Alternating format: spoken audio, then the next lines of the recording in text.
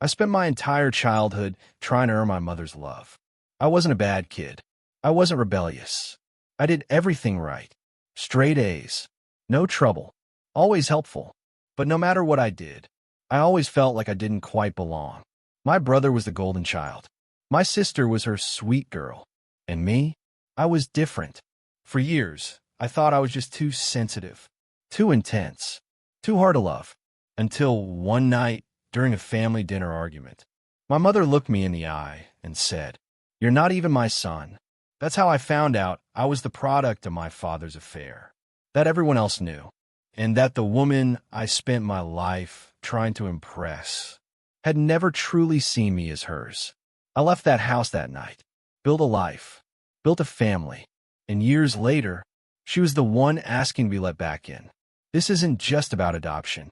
It's about what happens when you stop begging to be chosen, and what power looks like when you finally heal. I don't remember a time when I didn't want my mother's approval. Not attention, not gifts, not even affection in the obvious way. Just approval. The kind where she looks at you and you can tell she's proud. I used to study her face for that look. Most kids don't do that. They just assume love is there. I measured it, carefully, like something that could run out. My earliest memory of her is from when I was 6. I had drawn her a picture at school. One of those crayon family portraits where everyone looks like a potato with stick arms. In mine, she was smiling. Huge smile, bright yellow dress. I remember holding that paper the entire bus, ride home, careful not to crease it. I walked into the kitchen and said, "I made this for you." She looked at it. Not long, just enough to register what it was. "That's nice," she said, and placed it on the counter. Not the fridge, not the table, the counter. Later that evening, I found it folded under a stack of mail. I told myself she was busy. Adults are busy. That's what I believed for years. My older brother never had a try like that. He was naturally loud, confident, athletic. My mother laughed at his jokes, touched his shoulder when she passed by, bragged about his soccer trophies to neighbors. When he got in trouble, her anger was quick, but so was her forgiveness. My younger sister got something softer, gentler. She'd sit with her on the couch, brush her hair back, call her my sweet girl. I watched those moments like they were rare wildlife sightings, trying to understand what I was missing. I wasn't a bad kid. That's the thing. I didn't cause problems. I did my homework. I cleaned my room without being asked. I tried to anticipate what would make her life easier. If the trash was full, I took it out. If dishes were in the sink, I washed them. I learned how she liked her tea by the time I was 9. 1 sugar, not 2. Too sweet gives her headaches. I remember making it once and handing it to her carefully. She took it without looking at me. "Leave it there," she said. No smile. No thank you. I stood there for a second longer than necessary, waiting. Nothing came. There's a particular kind of loneliness that exists inside a full house. It's not loud. It's not dramatic. It's quiet, like standing in the same room as everyone else, but somehow being separate. At dinner, conversations flowed around me. My brother talking about practice. My sister talking about school friends. My mother asking follow-up questions. My father nodding along. When I spoke, the room didn't shift. The energy didn't change. It was like adding a sentence to a conversation that didn't need it. I used to think maybe I just wasn't interesting enough. So I tried to become impressive. Better grades. Cleaner handwriting. More helpful. I won a small academic award in middle school. Nothing huge. But I remember walking onto that stage thinking, maybe this is it. Maybe this is the thing that makes her proud. She came to the ceremony. She clapped politely. In the car ride home, she said, "Your brother has a game Saturday. Don't forget." That was the whole conversation. I told myself she just didn't know how to show excitement. Some parents are like that, right? The worst part wasn't the coldness. It was the inconsistency. There were rare moments when she almost felt warm. When she'd fix my collar before a school event, or tell someone I was responsible. Those moments felt like oxygen. I'd replay them in my head for weeks. Maybe I'm imagining the distance. Maybe it's normal. Maybe I'm just sensitive. Kids will twist themselves into impossible shapes to explain away rejection. I was no different. My father wasn't much help either. He wasn't cruel, just distant, like he was always carrying something heavy no one else could see. He showed up for birthdays, paid for things, gave practical advice, but emotional conversations? Those didn't exist. If I asked him something deeper, he'd clear his throat and change the subject. Focus on school. Work hard. Don't overthink. Overthinking was my specialty. Because when you don't understand why love feels conditional, your brain starts searching for reasons. Maybe I'm difficult. Maybe I talk too much. Maybe I don't talk enough. Maybe I look wrong. Maybe I am wrong. There were little comments too. Small ones. The kind adults think children don't remember. You're different. I don't know where you get that from. Sometimes I don't understand you. She said them casually, almost offhand, but they stuck. Different. Not like your brother. Not like your sister. Different. I started wondering what that meant. I looked at old family photos sometimes, studied faces, compared features, tried to see myself in her. In him. I always told myself I was just being dramatic. Every family has dynamics. Every child feels overlooked at some point. That's normal. But here's what I know now. When a child spends his whole life trying to earn something that comes freely to everyone else, he's not dramatic.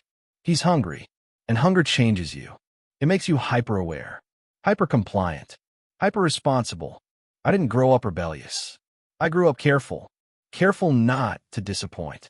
Careful not to cause trouble. Careful not to give her another reason to look at me like I was slightly out of place. Like I didn't quite fit the frame. I didn't know then that the distance had a name. I didn't know it had a history. I didn't know it wasn't my fault. I just knew one thing.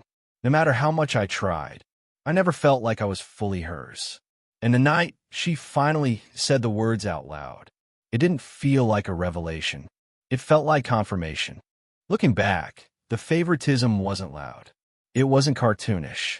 No one openly said I mattered less. That's what made it harder to prove. It lived in details. And details don't feel dangerous when you're inside them. When my brother turned 16, my parents threw him a party. Not just cake and dinner. A real party. Backyard lights. Music. Dozens of friends. My mom spent 2 weeks planning it.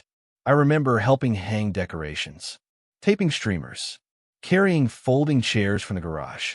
At one point, she handed me a list. Make sure everything's ready, she said. Like I worked for her. When I turned 16, we ordered pizza. She said, you don't really like big crowds anyway. I nodded. I told myself she was being considerate. It took me years to realize she never actually asked. My brother totaled his first car at 19. Completely his fault. Speeding. My dad was furious for about 12 hours. Then they helped him buy another one. Everyone deserves a second chance, my mom said. When I needed help paying part of my college tuition, I didn't ask for a car. I asked for a loan. My mom said, you need to learn independence. My dad said nothing. I worked nights, graduated exhausted, and told myself it built character. My sister got into a minor argument with a teacher once. My mom marched into the school like a defense attorney. How dare you treat her like that? She came home glowing with righteousness. She needs to know we stand behind her. When I got falsely accused of something in high school, I handled it myself. When I told my mom about it later, she said, well, maybe you came off the wrong way. That sentence echoed in my head for years. Maybe you came off wrong. Maybe it's you. Maybe it always was. But the real difference wasn't money. It wasn't celebrations. It was emotional reflex. If my sister cried, my mom moved toward her. If I got quiet, she moved away. If my brother was angry, she negotiated. If I was upset, she withdrew. I learned quickly that vulnerability didn't earn warmth. It earned distance. So I stopped showing it. By the time I was in my early 20s, the dynamic was fully formed. My siblings still came to her for advice, for comfort, for reassurance. I came to her with solutions, updates, achievements, information, because asking for comfort felt wrong, like I didn't have access to that part of her. There were small moments that felt almost cruel, unintentionally, maybe but sharp. At a family dinner once, a distant relative joked about how I didn't really look like anyone else in the family. My mom laughed, lightly. "Oh, trust me," she said. "Sometimes I wonder where he came from." Everyone chuckled. I smiled too, because what else do you do? But something in my chest tightened. Not because of the joke, because of the tone. There was something underneath it, something not entirely playful. The older I got, the more tension built between us. Not dramatic blow-ups, just friction. She criticized small things about me that she let slide with my siblings. My tone, my posture, my life choices. "You're so intense. You take things too personally. You need to relax." Meanwhile, my siblings could slam doors, yell, disappear for hours. She forgave them. With me, irritation lingered, like I was always slightly exhausting to love. My father's distance grew too, but his felt different. Heavy, guilty almost. There were times I'd catch him staring at me when he thought I wasn't looking. Not cold, not angry, just conflicted. Once when I was about 23, we were fixing something in the garage together. Out of nowhere, he said, "You turned out better than I expected." It wasn't an insult, but it wasn't praise either. Better than expected. I remember asking, "What did you expect?" He wiped his hands on a rag and said, "Nothing. Forget it." He changed the subject. He always changed the subject. The real tension started building the year everything exploded. I had just landed a stable job. Nothing glamorous, but solid. I was proud of it. I brought home a small dessert to celebrate. Placed it on the kitchen counter. "I got the position," I said. My mom nodded. "That's good." My sister had just gotten engaged around the same time. When she announced it, my mom cried. Actually cried. She hugged her like she'd won something. I stood there holding a plate of cake no one had cut yet. That was the first time I felt something shift from hunger to resentment. Not explosive, just quiet. A slow understanding that no matter what I did, the scale was always tipped. The argument that changed everything didn't start with anything major. It never does. It started with something small. A comment, a tone, a correction. But beneath it, years of imbalance. Years of trying. Years of not being chosen. And when it finally broke, it wasn't just anger coming out. It was truth. The kind no one plans to say out loud.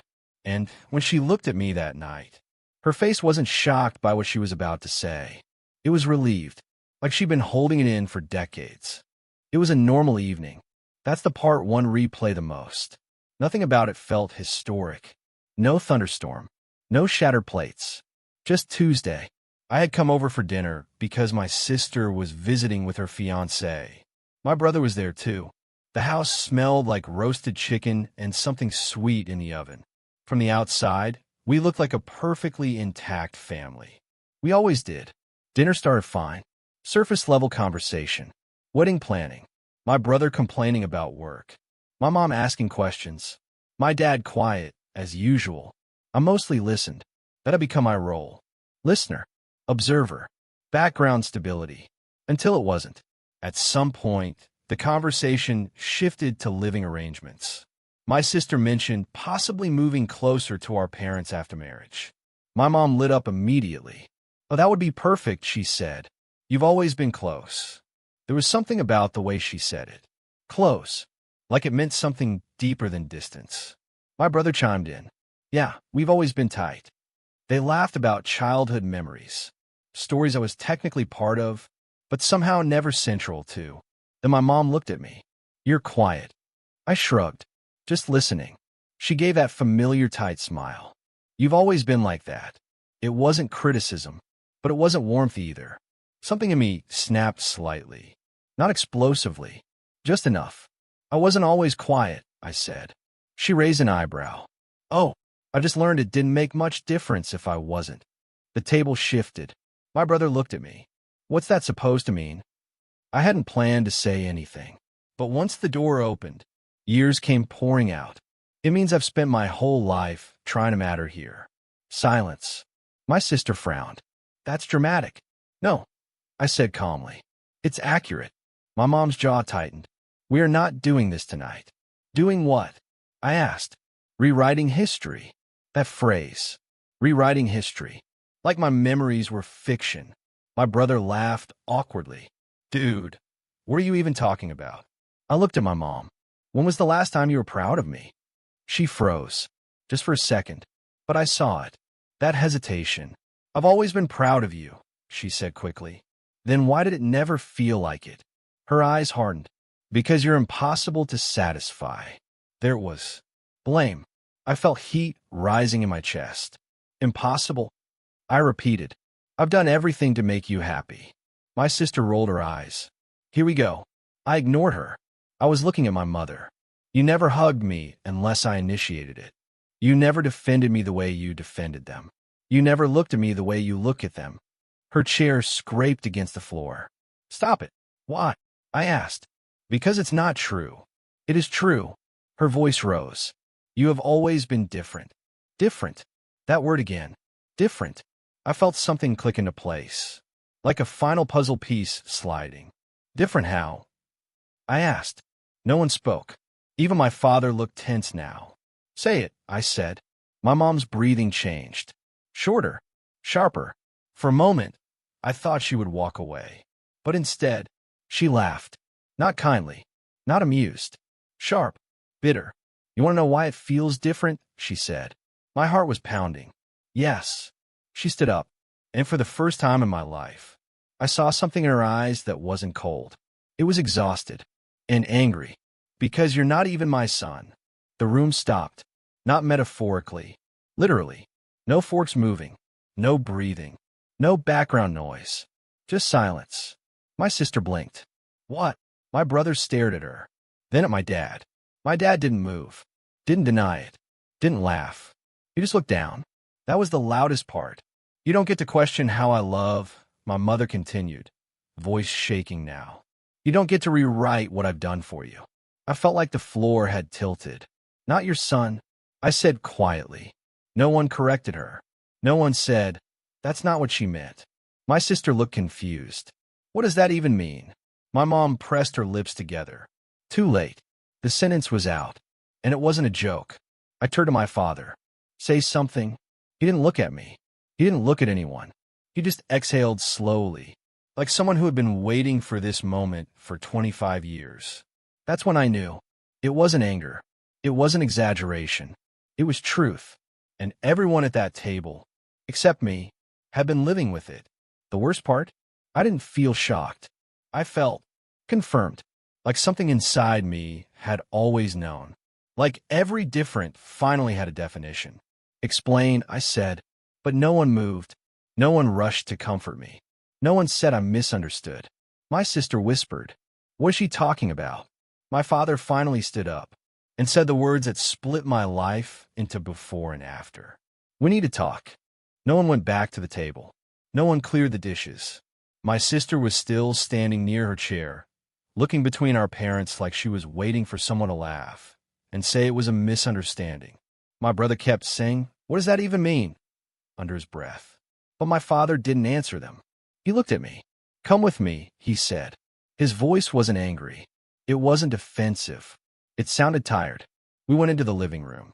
The same room where birthdays were celebrated, where Christmas photos were taken, where I had sat for years trying to feel included. My mother didn't follow. She stayed in the kitchen. I could hear cabinets opening, closing, like she was trying to stay busy. My father sat down slowly. I stayed standing. I need you to sit, he said. I'm fine. He nodded once. Then he looked at his hands. And for the first time in my life, he looked smaller. It was before your brother, he began. That sentence alone changed everything. Before your brother. So not recent. Not temporary. Old. Deep. I made a mistake, he said. Mistake. That word felt too clean. Too simple. I was seeing someone. My throat felt tight. For how long? Months. He swallowed. She got pregnant. I felt my heartbeat in my ears. And that was me. He nodded. My mother had found out before I was born.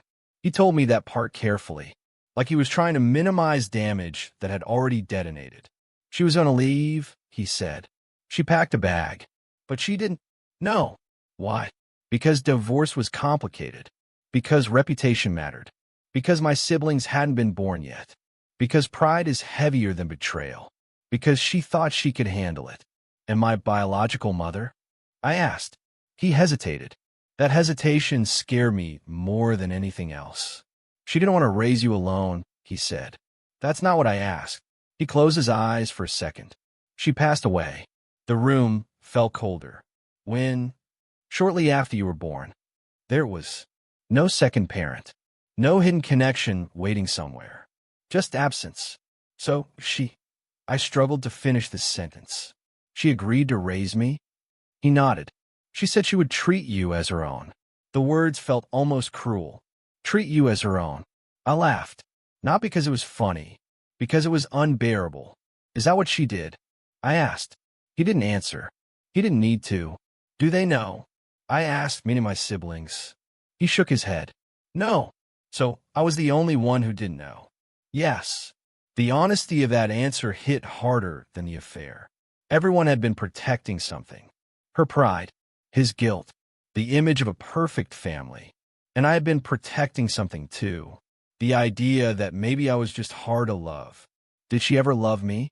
I asked. That was the question that had been sitting inside me for 25 years. He looked up at me then. Finally. She tried, he said. Tried. That word broke something. Trying implies effort. But effort isn't the same as love. She saw you and he stopped. And what? She saw what I did. There it was. I wasn't difficult. I wasn't different. I wasn't impossible. I was a reminder. A living, breathing consequence. Every time she looked at me, she saw betrayal. And she chose to stay. Which meant she chose to live with it. Which meant she lived with me. So this whole time, I said slowly, I've been competing with something that happened before I could even breathe. He didn't correct me. He didn't argue. He just looked older. Guilt ages people. I could see it on him. Why didn't you tell me? I asked. Because we thought it would hurt you. I stared at him. And this doesn't. Silence. From the kitchen, I could hear my siblings' voices now. Confused. Angry. Demanding answers. They hadn't known. That part was clear. Their confusion wasn't fake. They weren't part of the secret. They were just part of the family that protected it. Does she regret it? I asked. He knew what I meant. Not the affair. Me. He took too long to answer. And that was answer enough. In that moment, I didn't feel rage. I didn't feel heartbreak. I felt clarity. Every cold look. Every withheld hug. Every time I felt slightly out of frame. It wasn't my personality. It wasn't my tone. It wasn't my effort. It was history. History I didn't create. I need to talk to her, I said. He looked like he wanted to stop me. But he didn't. Because secrets don't survive once exposed. While I walked back into the kitchen, my siblings looked at me like I was a stranger. My mother was standing by the sink, arms crossed, eyes red, but not from sadness, from something else. Resentment, relief, maybe both. Is it true? I asked. She didn't look away. Yes. No apology. No softness. Just truth. And suddenly, the hunger I'd carried my entire life vanished. Not satisfied. Not fulfilled. Just gone. Because you can't crave something from someone who never intended to give it. I stood there for a long time. And then I said the only thing that made sense. I wish you had told me sooner. Her jaw tightened. It wouldn't have changed anything. Maybe not. But at least I would have stopped blaming myself. That night, I didn't yell.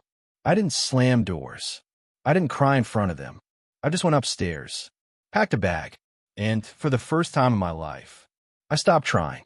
I didn't pack much. That's the strange part.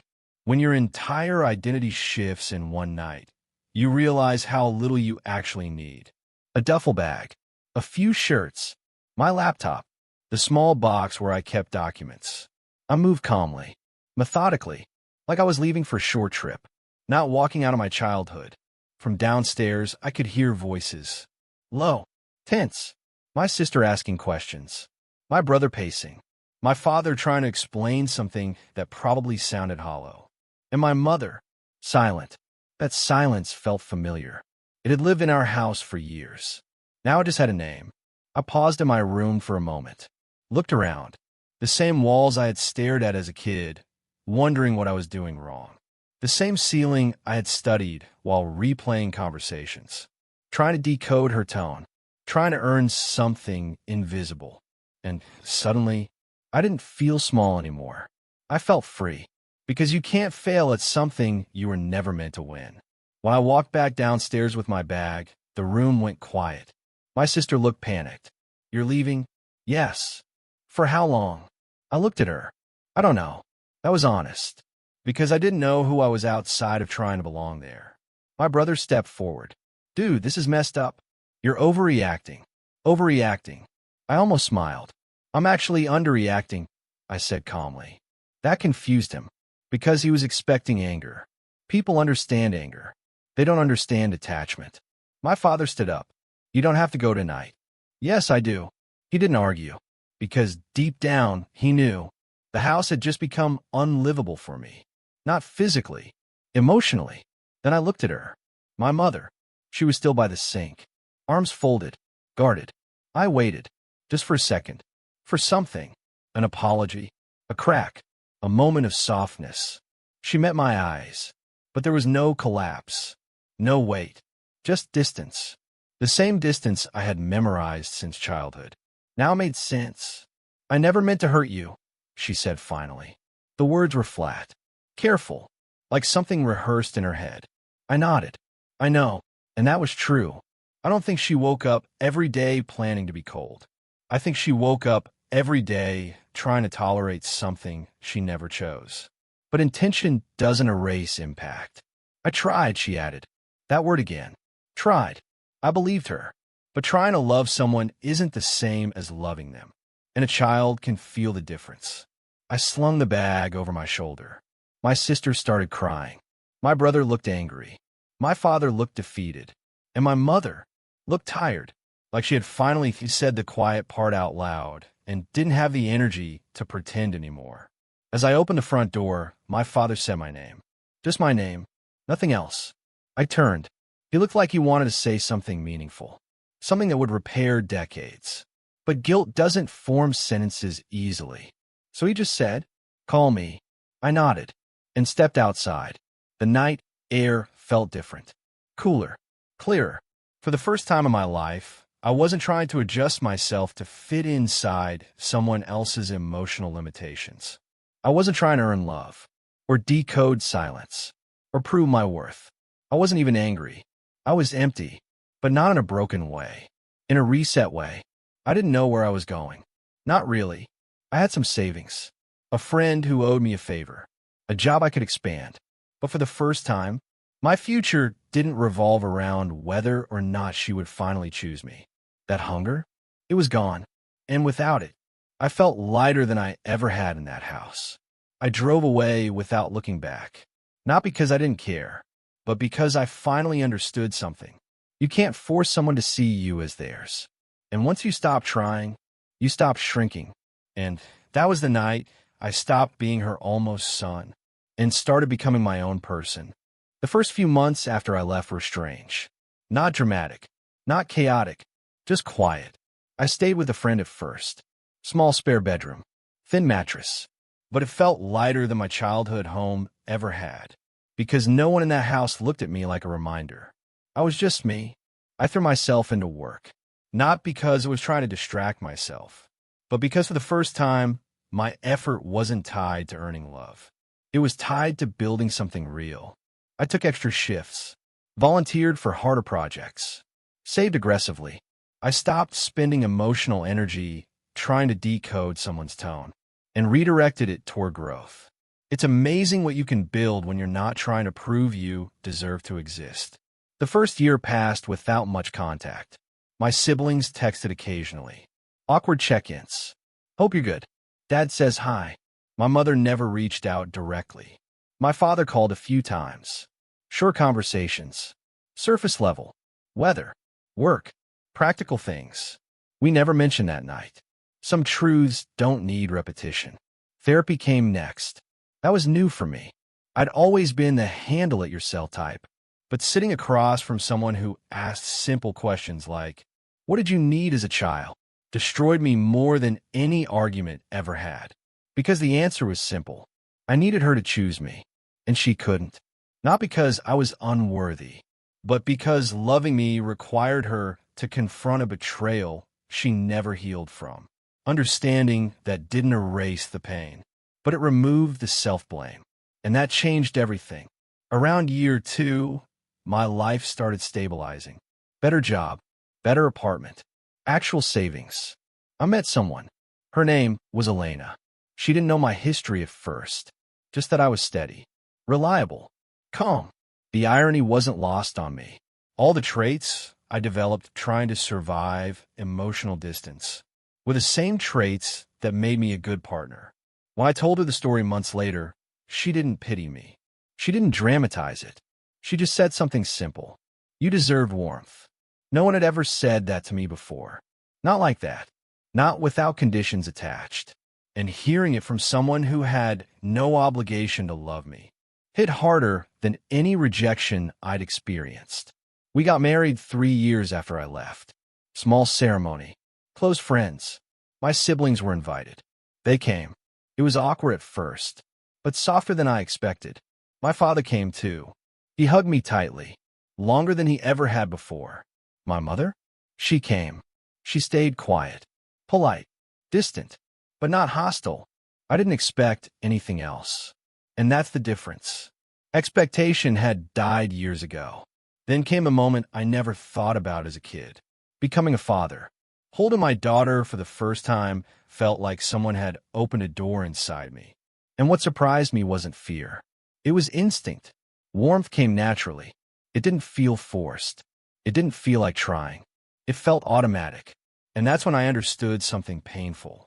Love doesn't require effort when it isn't tied to resentment. I showed up for every school event, every bedtime story, every small achievement, not because I was correcting the past, but because I didn't have to think about it. There was no internal resistance, no emotional negotiation, just presence. Years passed. My career grew.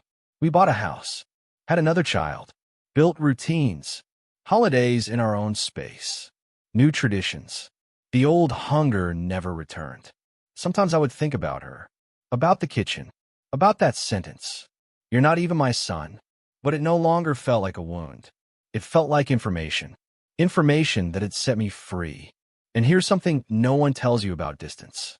It changes the power dynamic quietly. When you stop chasing someone's love, they start noticing your absence. At first, it was small things. My father mentioning she asked about me. My sister saying mom had been quieter lately. My brother saying the house felt different. Apparently, I used to be the one who remembered birthdays, who brought flowers, who fixed broken things, who asked her how she was doing.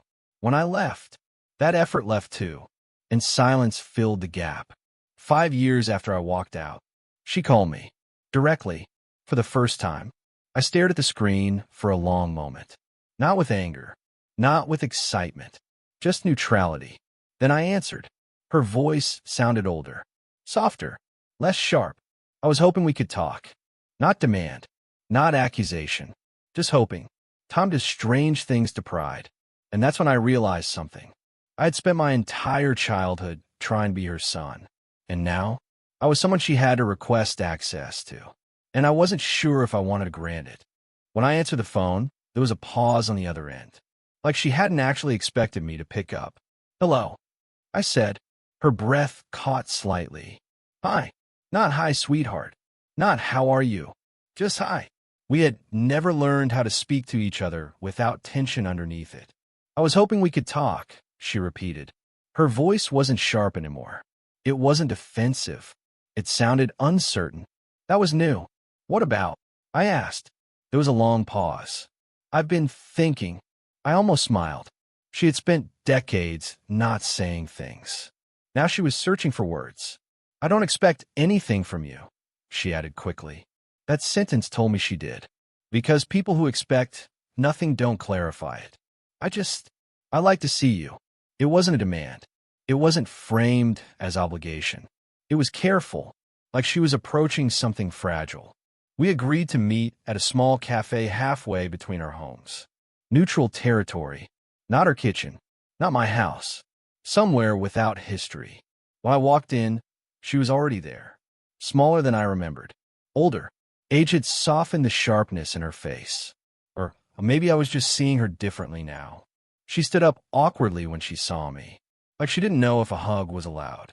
We settled for a brief, stiff embrace. It wasn't cold, but it wasn't natural. It felt like two people learning how to interact without a script. For a while, we talked about safe things. My job, the kids, her health, my father's blood pressure, my siblings' lives. Surface, controlled. Then she went quiet, staring at her coffee.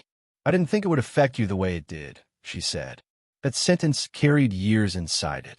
I didn't think you'd leave. I leaned back slightly.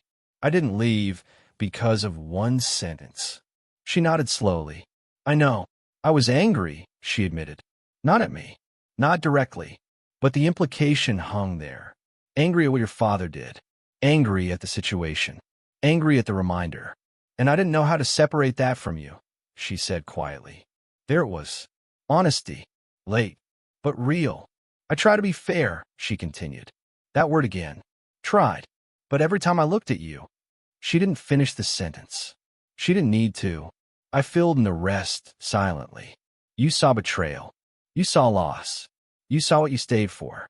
I thought if I treated you normally, it would feel normal eventually, she said.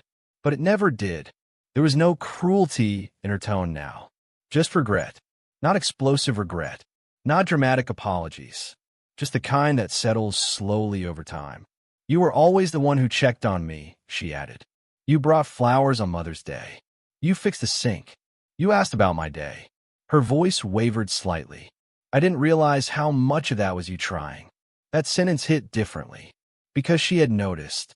She just hadn't responded. After I left, she said the house felt quieter. Not peaceful. Just emptier. Apparently, I had been the one who initiated conversations. Who bridged silence. Who filled space. Without me, dinners became shorter. Holidays became quieter. My siblings grew busy, their own lives expanding outward, and she realized something uncomfortable. The child she loved the least was the one who had loved her the most intentionally.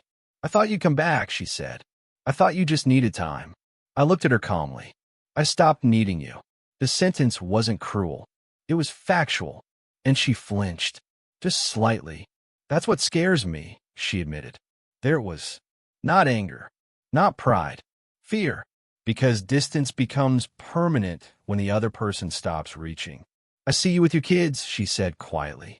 My sister had shown her photos, videos, birthday parties, school recitals.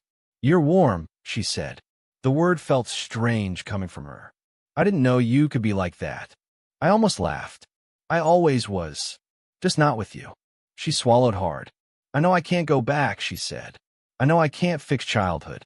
But I don't want to die knowing I never tried properly. Tried properly. That phrase hung in the air. For the first time, trying wasn't about obligation. It sounded like accountability. I didn't rush to forgive her. I didn't condemn her either. Because the truth was complicated. She didn't abuse me. She didn't neglect me physically.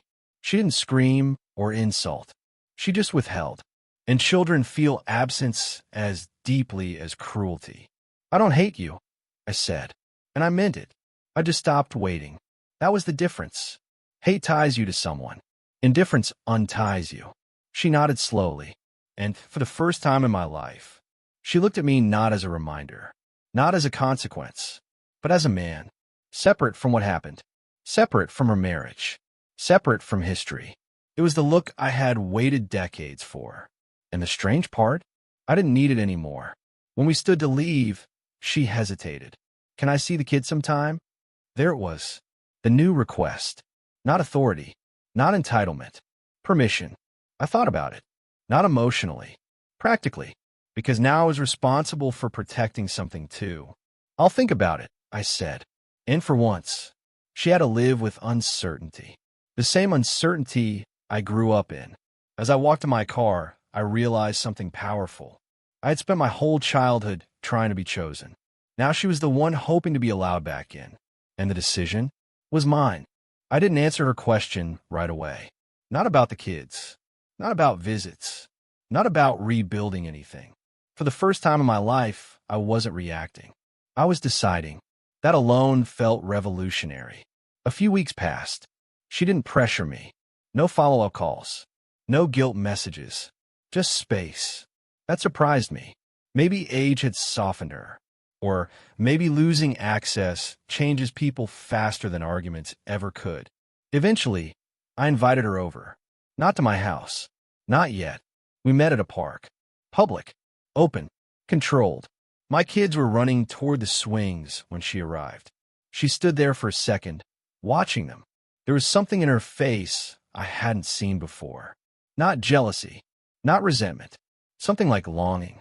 "This is your granddaughter," I said, introducing them calmly. No drama. No ceremony. Just information. She crouched down awkwardly. "Hi," she said gently. Her voice carried more warmth in that moment than I remember hearing in my entire childhood. And that's the strange thing about timing. Sometimes people become capable of love after it's too late to matter in the same way. She didn't overstep. She didn't grab. She didn't perform. She just sat on a bench and watched them play. Quiet. Careful. Like someone who knew she was being observed too. Because she was. By me. At one point, my daughter ran over and handed her a flower. Just instinct. Kids don't know history. They just respond to tone. My mother took it slowly, and I saw her eyes well up. Just slightly. She looked at me then, and in that look was something I had chased my entire life. Recognition. Not as a burden. Not as a reminder. As a person. "I didn't know how to love you without resentment," she said quietly when the kids ran off again. "I know that now." That was the closest thing to an apology she had ever given. Not dramatic. Not tearful. Just honest. And strangely, that was enough. "I know," I said. And I did. Understanding doesn't erase damage, but it closes the loop. "Do you hate me?" she asked. The vulnerability in that question was almost jarring. "No," I said. I outgrew the need to. That hit her, but not in a cruel way, in a clarifying way, because hate would have meant she still had power, and she didn't. The real confrontation wasn't loud. It wasn't an argument. It was a shift. She finally saw that I wasn't chasing her approval anymore, and I saw that she wasn't capable of rewriting the past. We were just two adults standing in reality, without illusion. Over time, we built something different. Not mother and son in the traditional sense. More like respectful distance with moments of connection. She attended birthdays. She brought gifts. She tried. But this time, trying wasn't for survival. It wasn't for image. It wasn't forced. It was quiet, and I didn't depend on it. My siblings adjusted too. They had their own complicated emotions once they learned the truth. Anger at our father. Confusion toward her. But life moved forward, and slowly, the family stopped being built on secrecy, which was healthier than pretending perfection. The real power shift wasn't about punishing her. It was about reclaiming myself. For years, I thought I was difficult, too sensitive, too intense, too different. But the truth was simple. I wasn't hard to love. I was just loved by someone who never healed. One evening, years later, my mother and I were sitting at my kitchen table. My daughter had just fallen asleep upstairs. The house was quiet. She looked around, at the framed photos, at the warmth, at the life I built. "You're a good father," she said. There was no hesitation in her voice this time, just certainty. That sentence landed deeper than any apology ever could have, because it meant she finally saw what I always was, capable of love. I looked at her and said something I never thought I would. "I forgive you." Not because she earned it, not because she asked, but because carrying resentment no longer served me. She nodded, tears in her eyes, and for the first time, there was no hunger in me, no need, no ache, just peace. I spent my whole childhood trying to be your son. Now I'm someone's father, and that's enough.